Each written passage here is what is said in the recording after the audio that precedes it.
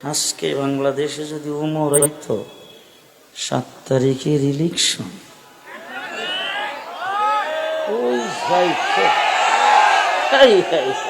বর্তমান বাংলাদেশের জন্য একজন উমরের মতো ব্যক্তির দরকার। কি বলেন, দরকার না? কারণ সারাদিন মিশা কথা শুনতে শুনতে কাম তো এমনি শেষ। আম্মা জান আয়েশা সিদ্দিকা রাদিয়াল্লাহু তাআলা আনহা সম্পর্কে মুনাফিকরা যখন তুহমত উঠাইছে, ওই তুহমত উঠাইবার পরে মানুষের মধ্যে যখন বিভ্রান্তি সৃষ্টি হয়েছে, আল্লাহর নবী সাহাবায়ে কেরামের মিটিং ডাকছেন। সেই মিটিং এর মধ্যে হযরত এক একজন এক এক রকম পরামর্শ দিচ্ছে। হযরত উমর ইবনুল খাত্তাব ডাক দিয়ে বলছেন, হুজুর, এই বিবাহ আম্মা জান আয়েশা সিদ্দিকা আপনার বিবাহ আসছেন, এটা কি আপনি নিজে আনছেন না এটা কেউ দিছেন? হুজুর আকরাম সাল্লাল্লাহু আলাইহি ওয়াসাল্লাম আঙ্গুল উপরের দিকে উঠে ইশারা করেছেন, স্বয়ং আল্লাহর পক্ষ থেকে সেটা হয়েছে। হযরত উমর ইবনুল খাত্তাব বলেন, তাইলে অপেক্ষা করতে হবে সিদ্ধান্ত আল্লাহর পক্ষ থেকে কি আসে। হাজা বুহতানুন আযীম, হাজা বুহতানুন আযীম। উমর ইবনুল খাত্তাব বলছেন, হাজা বুহতানুন আযীম। আমার রাসূল যখন অপেক্ষা করেছেন উমরের কথায়, আল্লাহ পাক জিবরাইল আমিনকে বলছেন, জিবরাইল, নতুন কোন আয়াত দিলাম না, হাজা বুহতানুন আযীম উমরের জবান থেকে বের হয়েছে, এইটার পেছনে সুবহানাকা শব্দ লাগায়া এটাই কোরআনের আয়াত বানায়া নাজিল করে দাও। হযরত উমর ইবনুল খাত্তাব বাইতুল্লাহ শরীফ রাসূলকে নিয়ে তওয়াফ করেছেন। হুজুর আকরাম সাল্লাল্লাহু আলাইহি সাল্লাম বাইতুল্লাহ শরীফ সাহাবায়ে কেরামকে নিয়ে তওয়াফ করেছেন। তওয়াফের পরে উমর মুকাম ইব্রাহিমে হুজুর আকরাম সাল্লাল্লাহু আলাইহি ওয়াসাল্লাম সাহাবায়ে কেরামকে নিয়ে বাইতুল্লাহ তওয়াফ করেছেন। মুকাম ইব্রাহিমে উমর ইবনুল খাত্তাব দাঁড়ায়া দাঁড়ায়া কি যেন চিন্তা ভাবনা করতেছেন। রাসূল জিজ্ঞেস করেছেন, উমর কি চিন্তা করো? হুজুর, এটা মুকাম ইব্রাহিম, জায়গাটা বড় ফজিলতপূর্ণ, আমার মন চাচ্ছে এখানে 2 রাকাত নামাজ পড়তে। রাসূল সাল্লাল্লাহু আলাইহি ওয়াসাল্লাম, আল্লাহর যেহেতু এরকম কোনো হুকুম নাই, এই জন্য হুজুর হা বলতে পারেন না। উমর ইবনুল খাত্তাব প্রস্তাবটা যেহেতু ভালো করেছেন, না বলতে পারেন না। মুহূর্তের ভিতরে জিবরাইল আমিন এসে আয়াত নাজিল করে দিয়েছেন, ওয়াত্তাকিযু মিন মাকামি ইব্রাহিম মুসাল্লা। শুধু আজকে আপনার জন্য নয়, প্রস্তাব করে উমর ইবনুল খাত্তাবের জন্য নয়, 100 লক্ষ সাহাবায়ে কেরামের জন্য নয়, পৃথিবী কিয়ামত পর্যন্ত যত মানুষ বাইতুল্লাহ তওয়াফ করতে আসবে, 7 তওয়াফের পরে 2 রাকাত নামাজ মুকামে ইব্রাহিমে না পড়লে তার তওয়াফের কবুলের সার্টিফিকেট দেওয়া হবে না। হযরত উমর ইবনুল খাত্তাব যেটা বলতেন, উমর যেখানে যাবেন, রাসূল বলছেন, উমর যেখানে যাবেন সেখানে মিস্টার ইবলিস যাবে না। আজকে বাংলাদেশে যদি উমর আইতো 7 তারিখের ইলেকশন,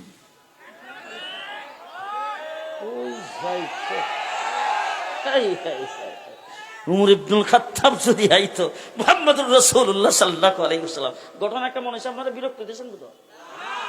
হুজুর আকরাম সাল্লাল্লাহু আলাইহি ওয়াসাল্লাম একটা রাস্তা দিয়ে যাচ্ছেন, দেখেন একটা হাবশি কালো মহিলা খুব মনের শখে গীত গাইতেছে আর দব বাজাইতেছে। রাসূল সাল্লাল্লাহু আলাইহি ওয়াসাল্লাম দিক্কা দাঁড়াই গেছে, দাঁড়াইয়ের দিকে তাকাই রইছে, হ্যাঁ গীত গাইতে আছে, দব বাজাইতে আছে। একটু পরে আবু বকর সিদ্দিক এসে, আবু বকর সিদ্দিক রাদিয়াল্লাহু তাআলা আয়েশা দেখে রাসূল যখন দেখতেছে আর দাঁড়াই রইছে, আবু বকর সিদ্দিক এসে চুপচাপ কিছু না বলে দাঁড়াই রইছে, উনিও দেখতেছে আর মহিলা দব বাজাইতেই আছে আর গীত গাইতে আছে। হঠাৎ করে রাসূল সাল্লাল্লাহু আলাইহি সাল্লাম দেখেন মহিলা দব বাজানো বন্ধ কইরা দবটারে ফাঁসার নিচে দিয়া একবারে কাপড় দিয়া ডাক্কা বইছে যে চুপচাপ ফেরেশতা। হুজুর আকরাম সাল্লাল্লাহু আলাইহি ওয়াসাল্লামকে ঘটনা কি?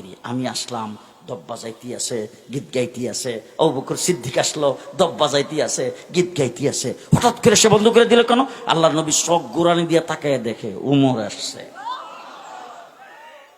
উমর ইবনুল খাত্তাব রাসূল সাল্লাল্লাহু আলাইহি ওয়াসাল্লাম দেখেই রাসূল মুস্কি হাসি হাসতেছে। হযরত উমর ইবনুল খাত্তাব আস্তে আস্তে কাছে আইসা আল্লাহর দরবারে শুকরিয়া আদায় করে, আল্লাহ, তোমার হাবিবের মুস্কি হাসিটা দেখতে কত সুন্দর, এটা যেন সব সময় দেখতে পারি, শুকরিয়া আদায় করিয়া তারপর হযরত উমর জিজ্ঞেস করতেছেন, হুজুর, আপনি যে মুস্কি হাসি দিচ্ছেন দেখতে তো খুব ভালোই লাগে, বারবার দেখতে চাই, তবে হুজুর আপনি যে হাসিটা দিচ্ছেন আমার ইচ্ছা হইতেছে হাসিটা কেন দিচ্ছেন জানার জন্য। রাসূল সাল্লাল্লাহু আলাইহি সাল্লাম বলেন, হাসতেছি এই জন্য, এই যে দেখো মহিলা চুপচাপ ফেরেশতার মতো বসে আছে, ওই মহিলা আমি আসতেছি দব বাজাইতেছে, গীত গাইতেছে, বন্ধ করে নাই। আবু বকর সিদ্দিক আসছে, তিনি আসার পরেও সে বন্ধ করে নাই, গাইতেই আছে।